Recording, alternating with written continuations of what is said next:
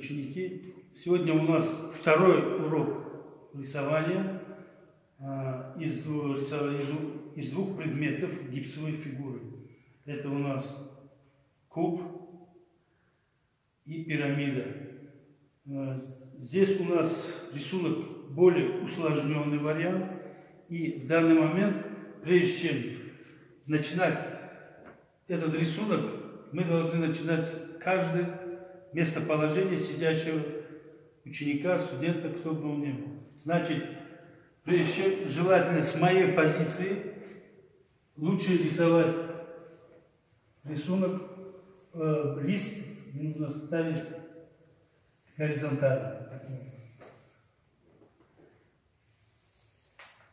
Формат мы берем А3. При построении рисунка мы должны визуально определиться двумя этими формами. Прежде чем рисовать, мы берем карандаш и на вытянутую руку должны сопоставить соотношение высоты и к ширине этих двух предметов гипсовых фигур.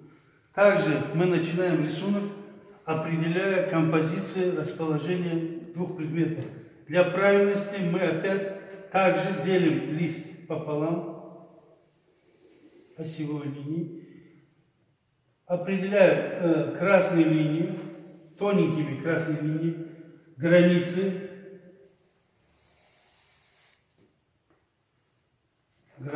линии, таким образом. Нижнюю часть границы мы можем больше брать. Для чего это делается? Для того, чтобы предметная плоскость, она располагалась у нас чуть выше середины плоскости картины. Прежде чем начинать рисунок, мы должны определить два расположения правильности этих двух предметов гипсовых фигур.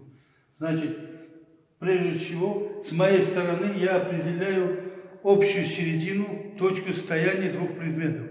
Общая середина, точка стояния этой линии у нас расположен чуть от угла правой стороны куба. Прежде чем начать, мы начинаем первый начальный набросок, начинаем с куба.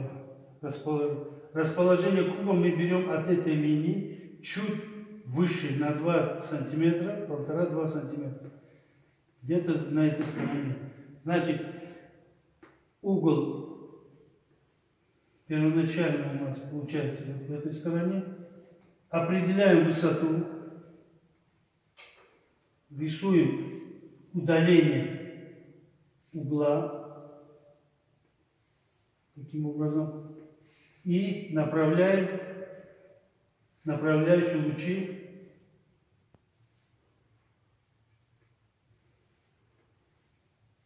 соотношение мы должны обязательно вот таким образом. Значит, в данный момент точка расположения пирамиды расположена у нас в ближней части, с правой стороны. Да? Таким образом. Мы ставим карандаш, на какой плоскости расположена пирамида. Значит, по высоте пирамида, она выше у нас соотношения куба.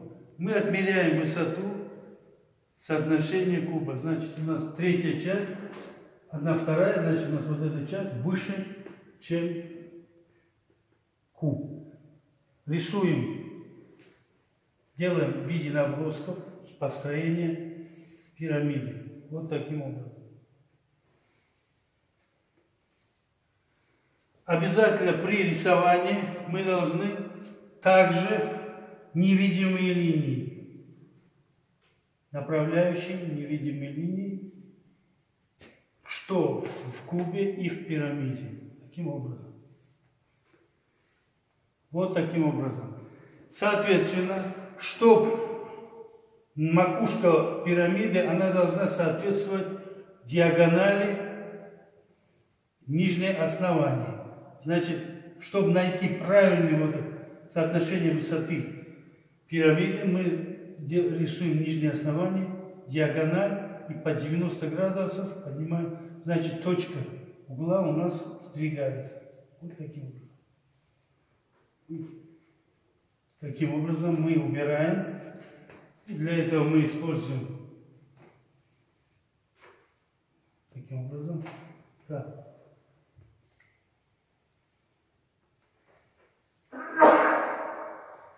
Теперь у нас получается правильное соотношение, и на два предмета расположены равномерно на карнитивной плоскости.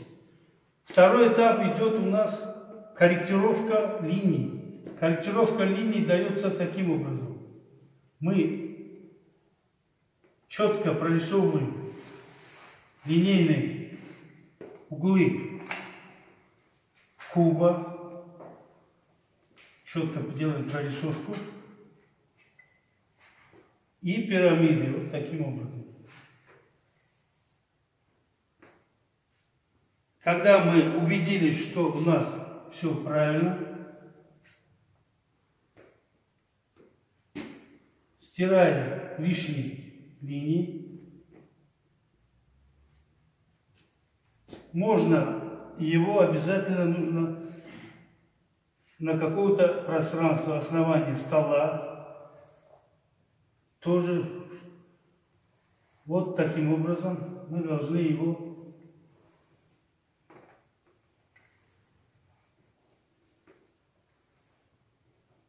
расположить. Вот у нас два предмета расположены на столешнице. Такая у нас столешница. Вот таким образом. Третий этап рисунка у нас теневая часть. В первом уроке рисования куба я объяснял, как делать штрихи. В данный момент мы также производим штриховку уже не одного, а два предмета. Это гипсовая фигура куба и пирамиды. Первый этап штриховки у нас наносится под 45 углов. Сначала самая темная часть у нас куба и пирамиды. Темная часть у нас вот левая сторона от ближайшего угла мы начинаем под 45 градусов делать штрихи. И снизу вверх тоже под углом вот таким образом делается штриховка.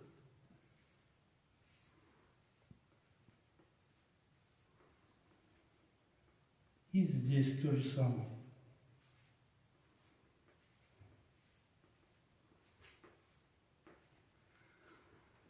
Передний угол желательно нужно усиливать. При усилении по направляющим части нужно усилить его вот таким образом. Усиливается вот таким образом. Значит, здесь у нас слегка мы зашлифовываем. Если луч света расположен с правой стороны, то тень, падающая у нас, падает с этой стороны. От угла под 45 градусов у нас вот таким образом падает тень от пирамиды. Нижнее основание тени, основание всегда будет темнее, чем собственная тень гипсовой фигуры. Она всегда темнее. И вот таким образом мы его показываем в данной ситуации. И рисуем одновременно падающую тень куба под углом вот таким образом. Ну, падающую линию направляющего луча не надо рисовать. Вы можете показать само основание тени штриховки.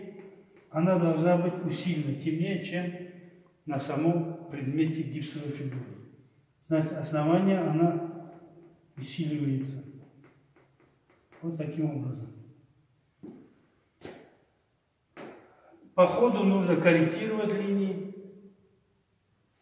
с помощью резинки. Вот то, что я здесь линии там убираю. Линии построения можно не удалять, они могут сохраниться. Вот таким образом. Так, у нас второй урок у нас завершен. Рисунок куба и пирамиды. Спасибо за внимание.